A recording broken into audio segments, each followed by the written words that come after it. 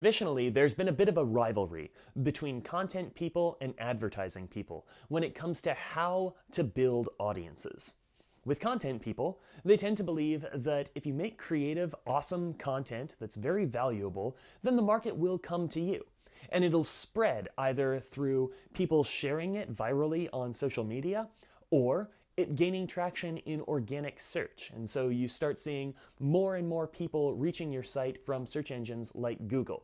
It's not mutually exclusive, but that's the general school of thought. Make something amazing, and that will attract the audience. Now, the advertising folks would take a different stance. They say that's a little bit unpredictable, so let's spend money and just pay to reach the people that we want to reach.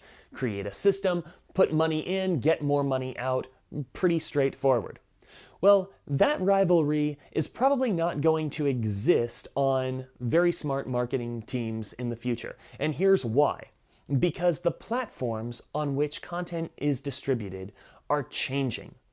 In the old days, it behooved Google and Facebook and other platforms like this to promote really awesome content because that gave people a reason to be on those platforms. They were discovering more great stuff. But now, these large platforms really don't want to be sending their user base somewhere else.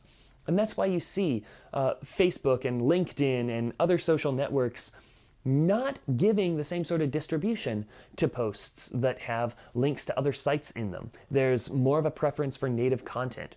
And so we're seeing the content distribution channels that we've grown used to using as content marketers shifting.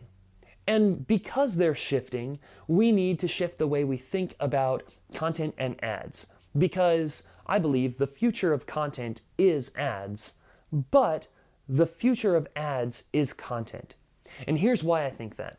If we look at how advertising and content are working on the major platforms today, then we're going to see some interesting things. For example, Facebook gives low distribution to organic posts from businesses. Basically, if you're a business and you're on Facebook, it's pay to play. Why? Because Facebook exists to get users to stay on Facebook. They want to connect people, and so most users are just going to see user content, stuff that their family or friends posted. If you want to get into that feed, then you're going to have to pay for it. Facebook knows they've already done the work. They've got these billions of people in their audience.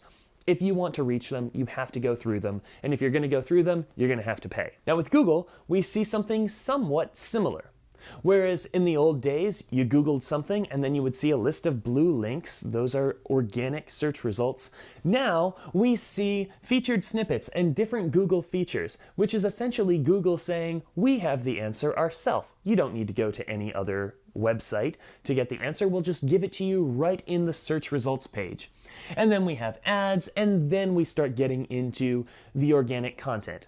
Now, people are still clicking on organic results in Google, so it's not like you can't get any traffic from Google, but we are seeing this shift happening. Clicks are going down on both desktop and mobile, especially mobile. About 1 in every 3 mobile searches gets any sort of click-through. So keep that in mind. Like Google and Facebook want to keep their users on their platform. It's not necessarily in their best interest to send them to your site, which is why they want you to pay them to send them to your site. And so I say the future of content is ads because when we look at the major platforms, we see that it is getting harder for new content to be distributed without paying for it.